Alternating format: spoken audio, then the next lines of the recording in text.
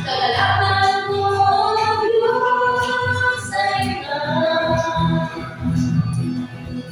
sa presensya mo na asan ko'y umaatang. Kahit na may problema ay kaya-kaya ko. Sa gitna ng pagsubok ako ay sasamahan. Papuri sa'yo. Ako ay sumasayaw sa'yo. Sasabayin ang anak mo. Kahit pinipigilan, di mapalad na nakalimutan. Laging magmamahal sa'yo sa piling mo, Panginoon. Kahit pinapawisan, okay lang. Malamig na lang ako ay sumasayaw sa'yo. Sasabayin ang anak mo. Kahit pinipigilan, di mo kaya na nakalimutan. Laging magmamahal sa'yo sa piling mo, Panginoon. Kahit pinapawisan, okay lang. Makapiling ka lang ako ay sumasayaw sa'yo. Sasabayin ang anak mo. Kahit pinipigilan, di mo kaya na nakalimutan. Laging magmamahal sa'yo sa piling mo, Panginoon. Kahit pinapawisan, okay lang. Makapiling ka lang. Makapiling ka lang. Makapiling ka lang. Ayan, patuloy tayo sa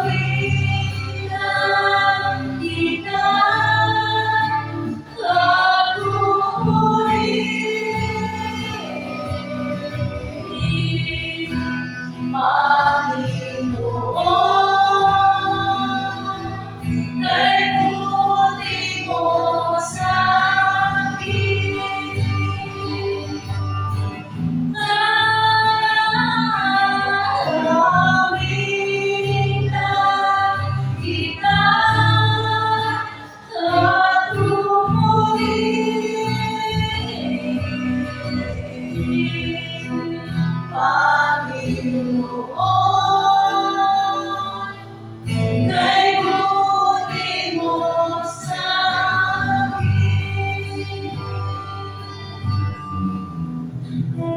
Panginoon, kay buti mo sa akin. Panginoon, kay buti mo sa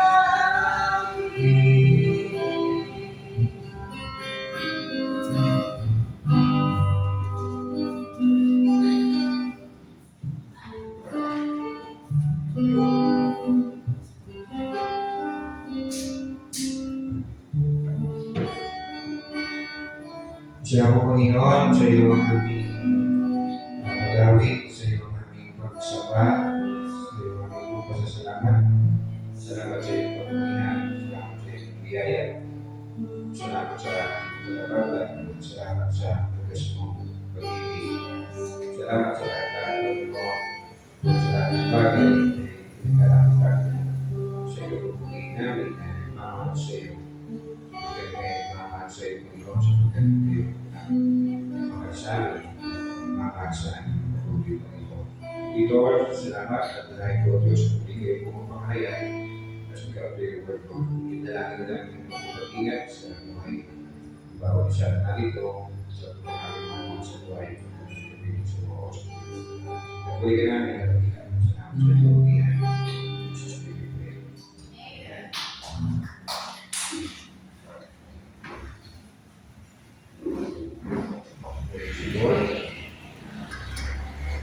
Di ba tunay na natin salita ng Panginoon sa aklat ng mga gawa?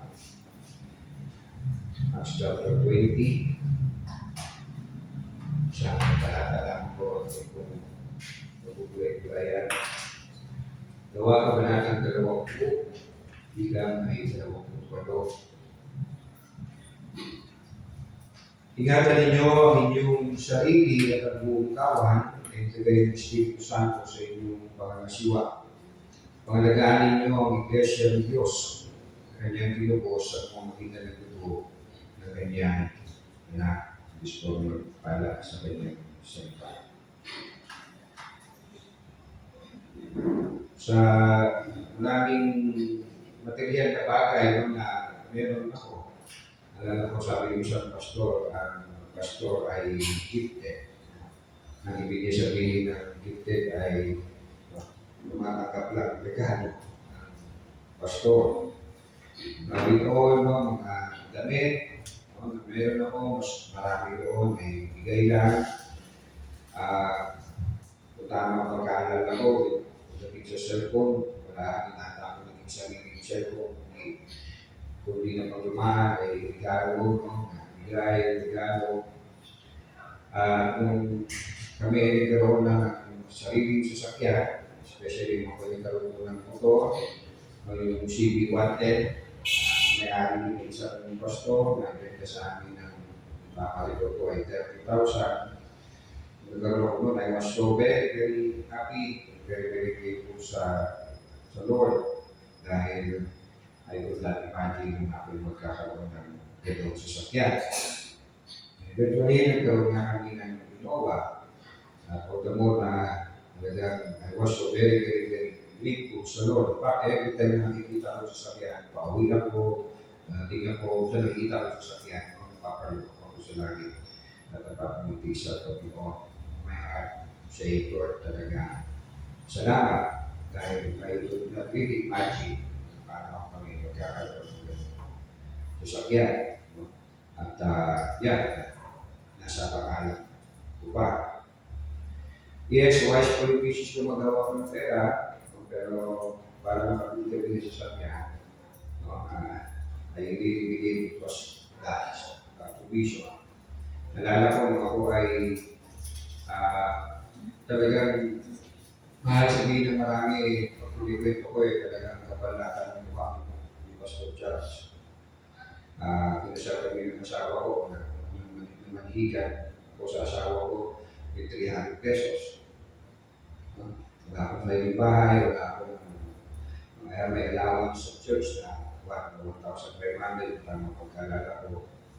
Kaya kami ng asawa ko mga I would say, no, hindi naman basta-basta. Naalala ko talaga dumating, no, yung dumating malaking trap ng tubuhan. Napatingin talaga ako sa langit. Thank you. Nag-aaral yung mga anak ko, all of them, no, ay sa private. Yung isa nakaranas ng public dahil ito sa life. Kung maalala niyo yung get update ko, no, marami ko yung mga video dyan. Nakita ko yung picture namin ni AJ. No, nag-aaral siya sa school, sa international school yun. 60,000 yung isang taon. Pero paano ko siya naipasok doon? No? So, may isipin ko matanda ko, mali-mali pera. No? May picture kami doon ni AJ, sa likod ko ay merong isang buong plywood. Ako nagpit na yun bahay. So, nagtatrabaho ako doon, part-time teacher, providing tutulong ko ng arts and design from grade 1 hanggang grade 6. And so, ibigay mo si AJ sa pag-aaral, hindi kapag meron silang mga program, kailangan ng mga props. As you know, may talent tayo sa pagkagawa ng mga etc. So yun, nalibig ko si AJ sa pagpasok sa international school. Araw-araw niya ko siya with my mountain bike. Yung mountain bike ko yun, talagang how I wish na tinabi ko yun, pero hindi ko siya makasiyente sa mga gamit. Hinahatid ko si AJ, no, ng mountain bike, araw-araw, no, lapit ko sa PTS yun, sa UP kami nakatira. So, back and forth, mga siguro mga 3 kilometers. Araw-araw may back and forth na. So, 1.5 so 3 kilometers. Araw-araw yung mga bike. Then every Friday, yung ako ng cards. Sa design, from grade 1 to grade 6. So, nalibig si AJ ko. And yes, lahat sila ay nakapag-aral, biyaya ng Panginoon. Okay, always, discounted ako lagi. Maliban sila yung tuloy na dahil ako ay pastor, 30, sa 50% sa tuition. At bago yun, dito ako actually sa ministry. Hindi ako sa pastor, trabaho ko, nakikita ko ang minimum na day, stay ako sa trabaho. Pero yung labas ng pera, umaagos. Sabihin talaga wala akong naiuwi. Kasakit pa si CJ, yung gatas niya, yung isang data, wala pa 1,000, kailangan nauubos na kulang-kulang 500 piso. Yung gatas na yun. 3 araw lang, kailangan araw lang ay ubos na. Pero balik ako sa ministry, una kong sa ako ay 3-5, napakalayo ko sa isa ko sa Venezuela. Pero nakita ko yung vision na nakita ko yung pagbabayad ng Panginoon sa araw-araw namin ng kailangan. Birthday ko nga, nakita nyo meron akong first ever of brand new motorcycle. Hindi ko rin inasahan. Siguro dahil hindi ko pinapangarap. Hindi ko pinangarap na pumunta lang ako, hindi ko pinangarap ko yan, yung Palawan. It's never may dream, high school pa ako. Pero high school pa pinangarap. Pero mula nung ako ay naging pastor, kasi nakita ko, kapag ang direksyon ko sa pangarap ko, ang daming dumadating na hindi maganda. Pero kapag doon ako sa direksyon na sa Panginoon, dumadating na lang yung mga hindi ko inaasahan na dumarating. At yan, nagkaroon ako ng brand new, first ever brand new motorcycle. At kung titignan nyo yung ORCR niyan, ay nandun yung aking pangalan. So, iba yung dinigay sa akin, may Innova, may what is that, motorcycle. Hindi ko ba nasa pangalan ko wala nata. Ito pala, kaya huwag yung makakuhain, yung pagkamin ko lahat. Ay nasa aking pangalan, pero of course, di tayo nagpili yun. So, yeah. And then, ako ay nagkaroon ng part-time teaching ako sa kadahilanan na, pangarap ko lang naman sa pamilya ko, pakainin ko sila 3 times a day, mapag-aaral ko sila. Sabi ko sa mga anak ko, pasensya na kayo, mabago lang ang pangarap ko. Dahil ko na kayo, bakit ko lang kayo. Yung mga luho, gusto nyo, kayo na bahala doon. So, si AJ, nakuto sa bayan siya, nakuto siya. O kumaraan ko, kami siya nagkakaroon. So, yeah. Pero yun nga, pakiramdam every time na parang gusto kong buwis, gusto kong mas mabigat na bigyan ko ng panahon yung pangarap ko o something of myself, nakikita ko hindi ganda. Nagkaroon ako ng pagkakataon sana na pumunta ng Korea.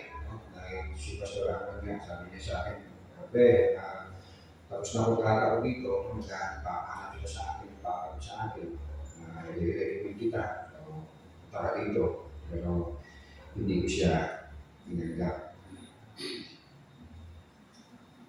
But yes, I am more grateful, happier. Of course, kapag nakikita ko ang mga kapatiran, sa music, nagsaserve, nakikita ko nag-grow, mag-mature. Honestly, kung nakikita ko ang makasawang yung madagal ko yung makasawang siya ang call, kita ko, kung singahin na sila, midweek, magbubuto ko punta dito, pamit ko, nakakataba ng kalooban, gala sa akin.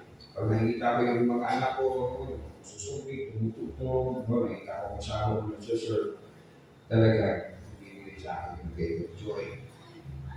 At yes, as you know, pumunta ako ng Pilipin, nagmumotor lang ako minsan ng madalas, nagmumotor po ako doon, may isang ng metro, bawal ng mag-air. So, bigat sa araw.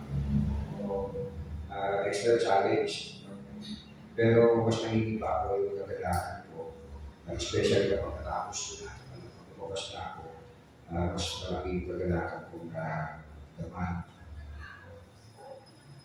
Of course, nagpupunta ko sa sarili ko sa marami, mga pastor, mga missionaries, sa kahit pinupuntahan nila, makumakutaan, may ilaw, may death threat, may persecutions, may malayo. Pero what I'm trying to say is, I have that greater joy kapag nagagawa ko yung bagay ngayon na pagbabahagi, magsalita ng Panginoon. And yes, I cannot consider myself na mag-i-enjoy pa ako sa ibang gawain maliban sa gawain na pagpapastor. Kaya sabihin natin, pastor, nakaka-express din yung church. Yeah. Nakaka-express din talaga. Pastor, nakaka-express din yung church. Ay, nakakala ko sa isip ninyo, pastor, ba't yan ang sinasabi ko? Okay. May kulit yan mamaya siguro. Okay. Let me read again, Acts chapter 20, verse 28. Ingatan ninyo ang inyong sarili at ang buong kawan ng ilagay ng Espiritu Santo sa inyong pangangasiwa. Pangalagaan ninyo ang Iglesia ng Diyos na kanyang tinubos sa pamamagitan ng dugo ng kanyang anak. Yung Bible ninyo, mapapansin ninyo, meron si Model P, sabihin, meron din sa footnotes, pangalagaan ninyo ang Iglesia ng Diyos sa ibang manuskrito, pangalagaan ninyo ang Iglesia ng Panginoon, kanyang tinubos sa pamamagitan ng dugo ng kanyang anak, sa Model C dyan, na pag binasa niyo sa footnotes sa baba, sa lupang sa ibang manuskrito, sa pamamagitan ng dugo ng kanyang sariling dugo.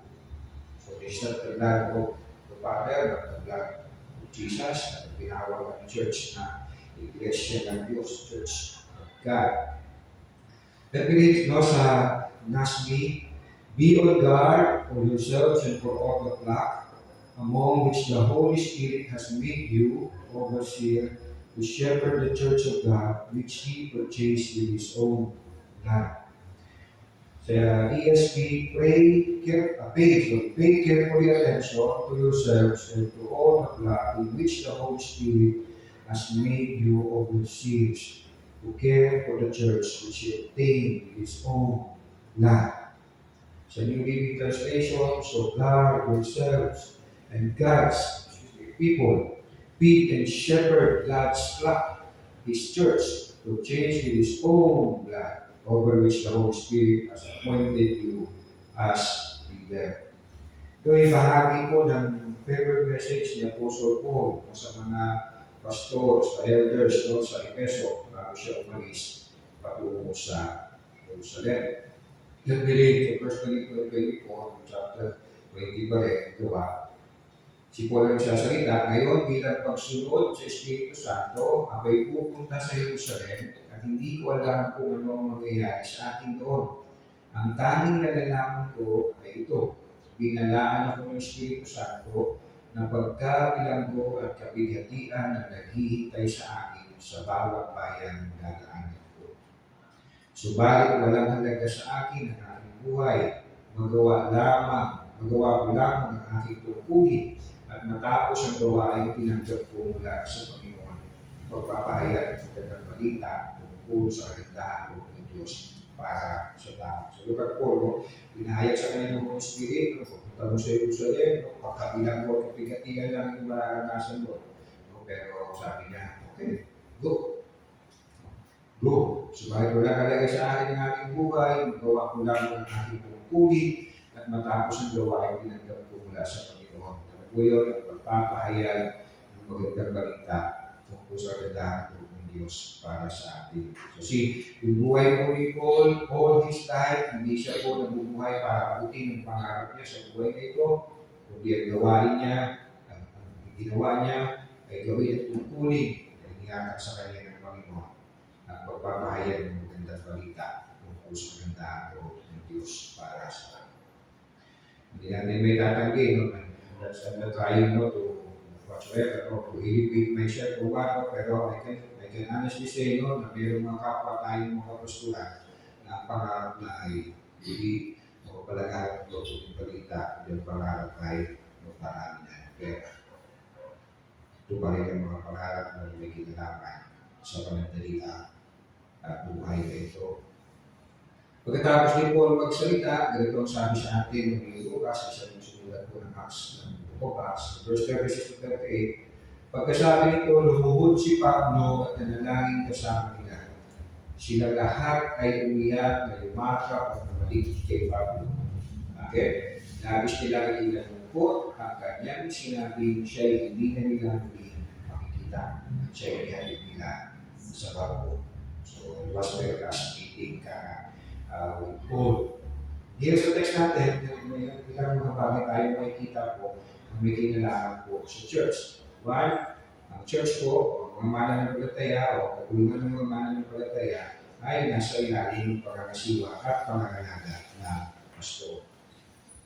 Again, ingatan ninyo ang inyong sarili at ang buong kawan ay nilagay sa Espiritu Santo sa inyong pangangasiwa. Pangalagaan ninyo ang iglesia ng Diyos. Yung word ko dito ng pangangasiwa ay Episcopos, Overseer, Bishop, Superintendent. Literal meaning po nito is to keep an eye on. So, watch over them. Yung word naman pong pangalagaan sa Greek ay poimaino, or shepherding, or pastoring. So, ang mga mananampalataya ay dapat ay nasa ilalim ng pangangalaga, ng pangangasiwa ng pastor. So, kung meron ba yung kilalang mga profession Christian, sinasabi nila, yan, hindi naman ako wala ng church na kinakilala, pero mananampalataya ng Panginoon, paalalahanan nyo sila, hindi ganyan yung church. Hindi ganyan yung mananampalataya. Sa tuloy ng mananampalataya, no, may kinagbibilangan, no, kasama ng kanyang kapwa mga mananampalataya na nasa ilalim ng pangangalaga na pastor. I know one person that I can remember, biyaya ko siya, gusto, usawa na rin ako mag-iya. Lagi na lang siya sa akin. Online. Wow. No? At palagay ko, worse, no? Kung hindi mo sinunod sa Panginoon, worse. Baka hindi ko kayo makakapagtataya. Dahil ang Holy Spirit ay nasa mga mananampalataya sa amin. Yes, bibigyan natin ng Holy Spirit, no? Hindi natin sinusunod, pero hindi tayo tatantanan ng Holy Spirit. Kaya tayo ay sumunod sa Kanya. Bakit kailangan ng pagkakasiwa ng pastor no, sa mga mananampalataya, nagiging people? Verse 29, sabi dito pa rin sa Acts chapter 20, alam kong pagkaalis ko'y magsisipasok ng magbabagis na asong lugar at walang patawag nilang lalapain ang kawan. Wala na rin sa inyo'y may bitaw ng mga tao sa salita ng kasinungalingan upang mahikayat na sumunod sa kanila ang mga alagad. Kaya mag-ingat kayo, nanahanin ninyong tinuruan ko kayo araw at gabi sa loob ng 3 taon at maraming luha ang pinuhunan ko. On my way here, I try to remember, marami siyang natawag ng mga pastor dito sa Dasma. Sa Korean, pastor yun. Pero kung maalala ng pastor namin, whatsoever, hindi rin maalala na. So, ang daming matinig sa inyo na yun. Pero, yun, kulto. Yung church na yun. Bibigay mo siya ng jacket. So, we have to be very careful. So, kung walang nananasiwa sa isang sa mga mananampalataya in a local church, no? Again, pababangis na asong lupa, walang natawag nilang kalamain ang kawan. Asong lupa at inutukoy ko ni Pablo, ulit na kung dinaan sinabi, ginamit ang salitang ito, inutukoy sa mga gunaang baksaran. Kaya napakahalaga po talaga na ang isang mananampalataya ay kabilang sa isang local church na pinagkasiwaan, pinagkalagaan ng isang pastor o pastor. Verse 25-27, nakisalunguha ko sa inyo habang nangangaral tungkol sa kaharian. Ngayon alam kong hindi na ninyo ako makikita muli. Verse 20, kaya sa araw nito sinasabi ko, wala akong pananagutan kung mapahama kasi po sa inyo sapagkat hindi ako nagkatubili ipahayag sa inyo ang buong kaibig ng Diyos. Huwag ka sa lugar. Nagturuan ko kayo. Kung sila pa kung nagturo sa inyo, buong salita ng Diyos. So yan, no? Ingatan ninyo ang mga kawan ng Diyos na nasa ilalim ng inyong pangangasiwa.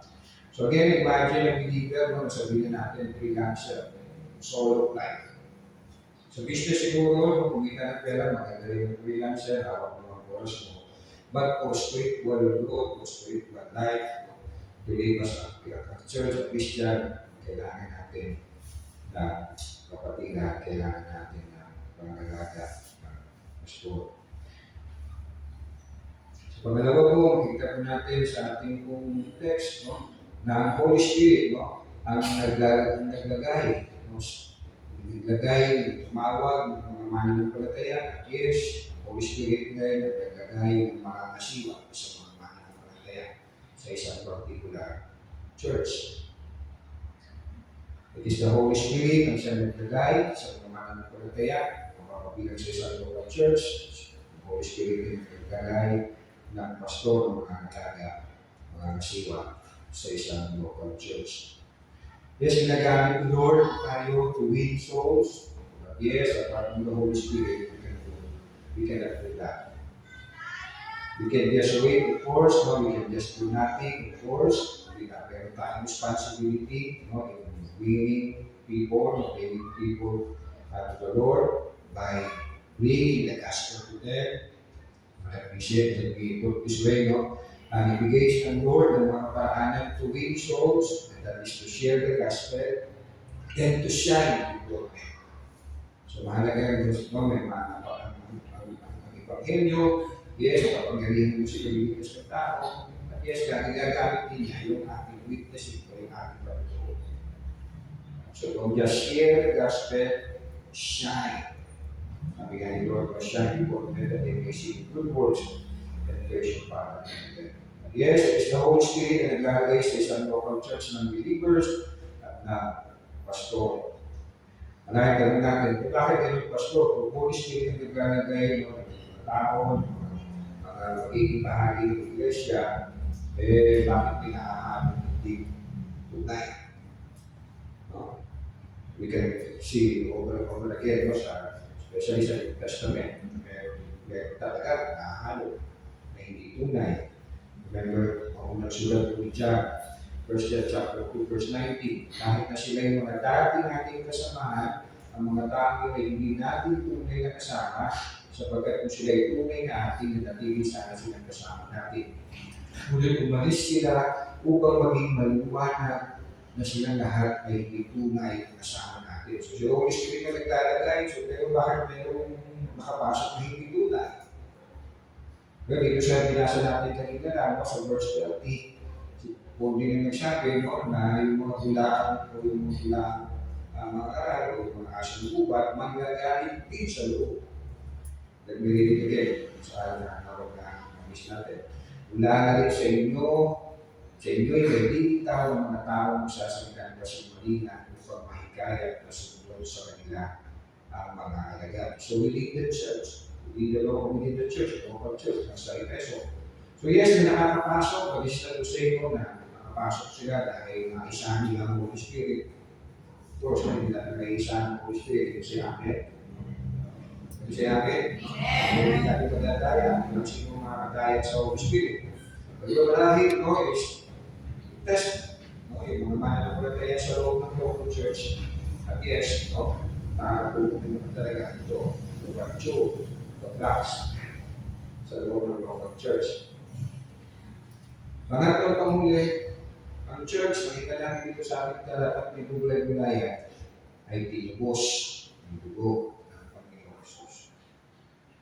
Ingatan ninyo ang inyong sarili at ang inyong kawan, ang ilagay ng Espiritu Santo, ang inyong sa inyong pangangasiwa, pangalagaan ng Iglesia ng Diyos, na kanyang tinubos sa pamamagitan ng dugo ng kanyang anak. So yes, the church, no, is owned, purchased, hindi natin, no, pinili, bought, no, yung po sinasabi ng kailangan ng Panginoon by the very life of Jesus. 1 Peter chapter 1, 18-19. Unang Pedro chapter 1, 18-19. Alam ninyo kung anong pinatubos sa inyo sa walang kabuluhang pamumuhay na inyong hinanap sa inyong mga kabulag. Tinubos kayo hindi sa pamamagitan ng mga bagay na nasisira tulad ng ginto o pila, kundi sa pamamagitan ng mahalagang dugo ni Kristo sa itunay na modelo at tungis na pintasan. Sa 1 Corinthians chapter 6, unang Korinto, kabanatang 6, bilang kaming siya, ika-20. Hindi ba ninyo alam ang inyong katawan ay templo ng Espiritu Santo na nasa inyo at ikinagkaloob ng Diyos sa inyo? Hindi ninyo aari ang inyong katawan sapagkat binili na kayo sa isang halaga. Nagalitin mo Panginoon Jesus. Kaya gamitin ninyo ang inyong katawan upang mapagalan ng Diyos. Yes, no, nakaka-express ang church. But, paano sa kanina, pag nakikita ko sa sasakyan namin, yung Innova, nakikita ko yung aking motor, no, hindi ko lubos maisip. Ako nagkaroon gano'n. Ang direksyon ko rin naman, no, ay hindi makaharap ng pagkapal ng salapi, no. I just want to serve the Lord. But yes, look at the church. Hindi po tayo nagkaroon, hindi po tayo naging kabilang ng church, hindi po tayo naging kabahagi ng church because of our own effort. Not because of our own riches, but because of the blood of Jesus. So whenever we see our brothers and sisters, minsan nagpapasaway tayo sa isa't isa, makakikita tayo sa langit. Kasi pinili yan na nagpatugo kami. At yung the blood of Jesus ay hindi lang kung may power to purchase us nung bilhin tayo, hindi cleanse us of our sins. So yes, whenever we see each other, hindi ka naman kaya, hindi ka isang local church, mapalalahanin tayo, bibili yan, nagkagang ko ng Panginoon Jesus. I didn't bring you here, you didn't bring me here, Holy Spirit yung naglagay, kaya tayo yung isang local church, dahil we are all both the same Christ, blood of Jesus. Hindi ka binili ni Jesus kasi mas mabait-bait ka mo, dito ka binili kita. Diba? Pag bibili tayo, diba? Diba, pinili, pag may bibili sa'yo, hindi siya ibibisip-isip pa yung gulay mo. Diba? Hindi ka binibili. Kasi gusto nila maganda. Oo, gusto talagang ikot-ikotin mo na. Kasi gusto nila tinanggap ang Biblia nila maganda. Pero kung binigyan tayo ng Panginoon, hindi kayo nakita maganda. Sabi ng Biblia, we worship for the glory of God. Pero pinilipan niya tayo. Hindi nagpila, hindi nagpito, kung binibala ng dugo ng Panginoon. So kapag may isa, na-express tayo sa isa't isa, ang paalalahanan natin ang isa't isa, binigyan tayo sa banal na dugo ng Panginoon. So never, no? I mean, hindi niya tayo pinili, mo lamang with God, your legs, raise God. So never you are stressed sa kapatid sa church, think about this, how he or she was born, the blood of Jesus. Hindi ako nakalamang sa iyo. Well, pastor ako, kaya ako pinili ko, kaya dugo. Bawat sa atin, without the same, we worship the glory of God. Binayaan at kaligtasan sa pamamagitan ng banal na dugo ng Panginoon Jesus. Tayo panalangin. Panginoon, maraming salamat po, Diyos. Kaya Panginoon, thank you. Dahil hindi kami dapat ko na magpapilang sa iyo, Iglesia, sa iyo, kawan. Hindi kami dapat Panginoon, na tawagin ko ng mga anak. Hindi kami dapat Panginoon, na nahanap sa langit. Hindi kami dapat Lord, na nahanap ng sa Espiritu. Pero naging dapat nito pa rin sa mamulitan na buhay sa akin, kamatayan ng aming Panginoong Jesus. Kita na kanya dugo. Thank you, Lord. Ito po, Panginoon, humingi kami ng tawad sa mga nagkakataon na Panginoon si Chaga as precious dahil hindi dahil sa damit namin, hindi dahil sa kung meron kami Panginoon ng mga bagay, we are precious.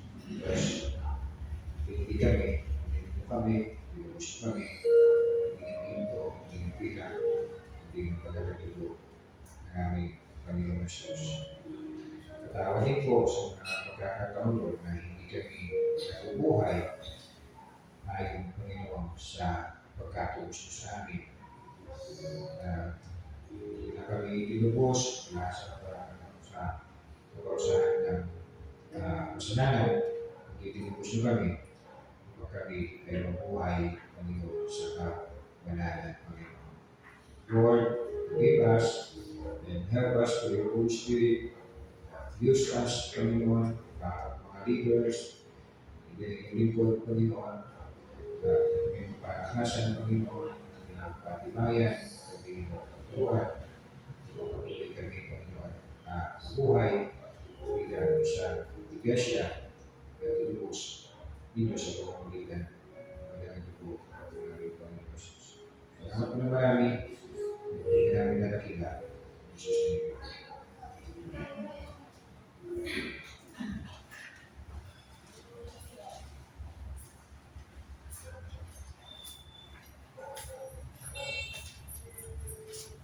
Salamat, Pastor. Tama po tayo sa pagbibigay.